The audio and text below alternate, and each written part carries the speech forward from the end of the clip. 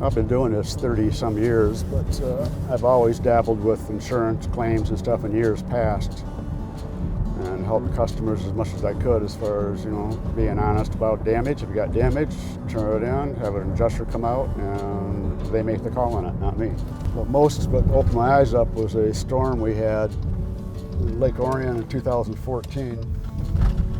It's a really bad hailstorm with a couple tornadoes that tore the area up, and the floodgates opened. Basically, we had hundreds of leads coming through with damage to roofs, and that's what really opened my eyes up to how the industry really works. Yeah, if I'm going to do an automatic search for wind damage, I'm going to prevail on the west slopes mostly. That's where the wind will show first. Or the north or south slopes, that's where the wind usually comes from. With this style of shingle, called the 3-tab style shingle, being that there's 3, that's a tab, so there's 3 tabs to a shingle.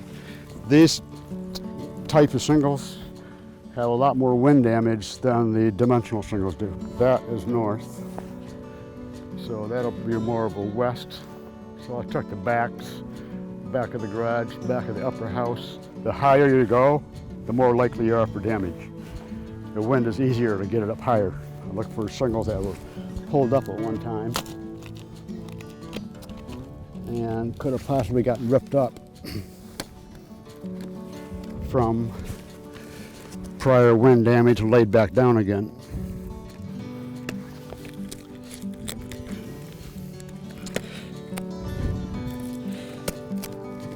They generally come loose along the gables because the wind can get underneath of this much easier.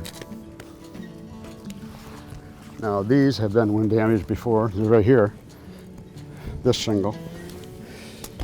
You can see the creases of it. This one, it's been creased. You can see a crease where it folded up at one time. And it pulled loose. You can see where it's loose here. So that is wind damage at one point, where it pulled the shingles up and laid them back down again. This shingle even slid down a little bit after it come loose. Same with this one down here. So this whole edge had been pulled loose at one time.